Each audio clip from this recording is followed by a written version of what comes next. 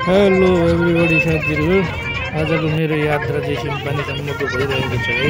देख्न सक्नुहुन्छ भिडहरू बसमा यस्तो प्याक छ नि त, गाईबाट उकालो लागेको है।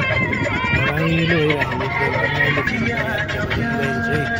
बाई साथीहरू, ल हेर्नुहोस् है साथीहरू, टक्कसँगले दुधकोशी पुल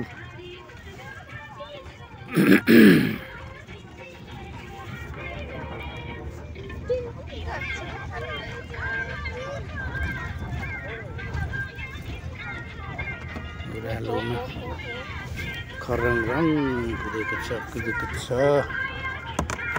अवस्था यस्तो रहन्छ यो पुलको।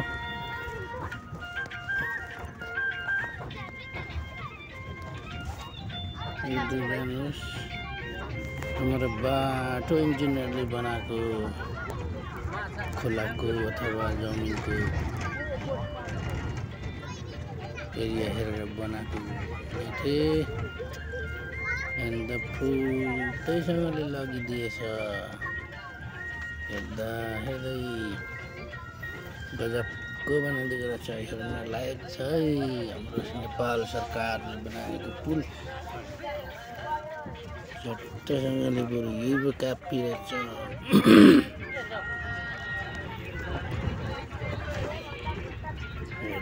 हेर्दै हो दुधकोशी उदयपुरदेखि स्वाटै खोटाङतिर लाग्यो साथीहरू। पुल बगाएर टाढा त पुरानो छ, तल बुढो गीत जस्तो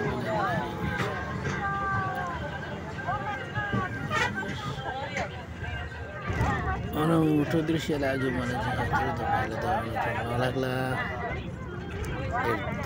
हेर्दै खोटाङतर्फ पनि लाग्यो। अब हेर्नुहोस्, हेर्दै जानुहोस् साथीहरू।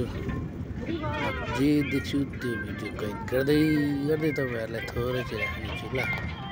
आजको यात्रामा यो चाहिँ हो रसुवाको झोलुङ्गे पुल।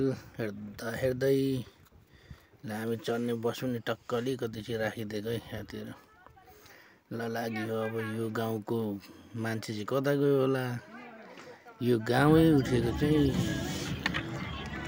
पहिलाको चाहिँ निस्किराम चाहिँ गाविस पर्छ होला। तल अब कोही माथि काला पानी भन्दो रहेछ यो गाउँको ठाउँ चाहिँ। काला पानी गाउँको मान्छे कता गयो होला। यो गाउँैमा मान्छे छैन। बाटो छ, बिजुली छ, तर यहाँ सुने पानी छैन। पानी नभएर चाहिँ गाउँै उठेको गाउँ चाहिँ यो गाउँ रहेछ है साथीहरू। हेर्नुहोस्, यो गाउँ चाहिँ काला पानी भन्ने गाउँ रहेछ साथी। फेरि मन कटक दुख्ने ठाउँ चाहिँ यो गाउँलाई हेरेर रहेछ।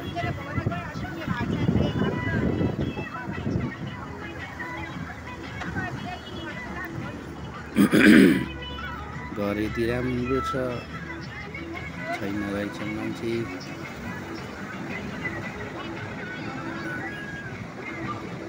हेरेको हेरे भयो यो गाउँ। जङ्गलमा परिणत भएको, जङ्गलभित्र भइसकेको छ यस्तो घरहरू। यो गाउँै उठेर चाहिँ कुन ठाउँ गयो होला।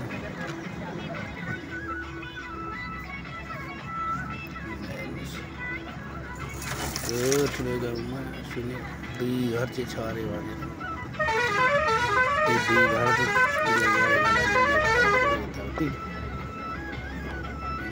गाउँै छैन माथिसम्म।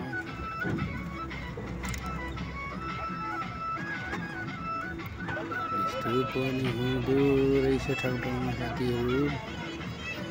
हेर्दै गाउँ पनि जङ्गल।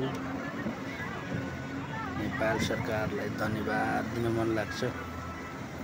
यो यहाँनिर पशु पन्छीहरू खुलेर खेल्न त पायो। यहाँ बस्ती हुनु भने बाँदर कता कति होला, अलिअलि मृगहरू होला, के अरू पन्छीहरू होला। कहाँ चढ्नु जान्थ्यो नेपाल सरकारले अझै चिडियाखाना खोल्यो भने अब चिडियाखाना सम्झी हुने रहेछ। यो हेर्दा हेर्दै यो गाउँ पनि कटियो हो, विराट लाग्ने गाउँ।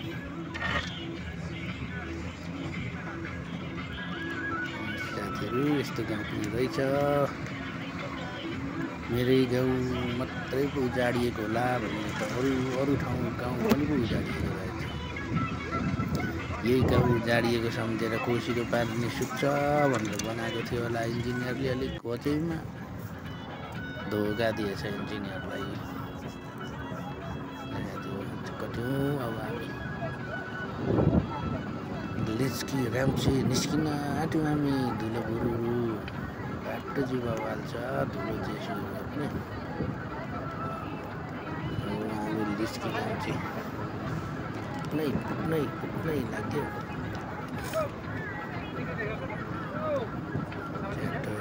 लिच्की राम्ची गरेपछि अलिकति सल्लेरीको बाटो पछाडि हामी सिमपानी पुग्दैछौँ। साथीहरू हेर्दै आज यात्रा पनि पुरा गर्न लाग्यो।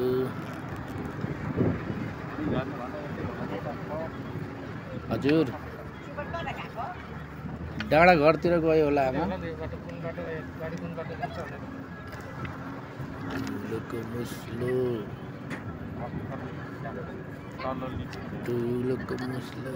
भनेर चिन्ठ्याक्कै लिच्की राम्ची कटोपछिको भिडियो होला होइन लिच्की राम्ची। अच्छा ल हामी सिमपानी पनि आइपुग्यो है। हेर्दै यो सिमपानी कलेज बाटो मुनिको निकै विकास भएको रहेछ। यहाँ ब्याचलरसम्म पढाइ पनि छ भन्ने कुरा सुने। यो सिमपानीको विकास गर्ने बडा नेतालाई पनि धन्यवाद दिनै पर्छ। सिमपानी कलेज हेर्दै छोडेर ल धन्यवाद सबैजनालाई। भिडियो फुल हेरिदिनु भयो, मनोरञ्जन पक्का लिनुभयो भन्ने लागिरहेको छ। हामी चाहिँ यहाँ अब दिक्तेल जानको लागि बाइक टेस्ट गरिरहेको छौँ। यो बाइकबाट हामी अब दिक्तेल जानेछौँ। दिक्तेल गएको भिडियो चाहिँ थोरै चाहिँ तपाईँहरूलाई म हाल्नेछु ल। धन्यवाद साथीहरू, धेरै धन्यवाद। अब म भिडियो चाहिँ आजको चाहिँ यहीँ नै अन्त्य गर्दैछु ल। यो चाहिँ भनेको चौतारे आधारभूत विद्यालय हो। यहाँको ग्राउन्डमा चाहिँ हामी बाइक टेस्ट गर्दैछौँ। हल्का सिमपानीबाट बनाएर पनि लिएर आयौँ।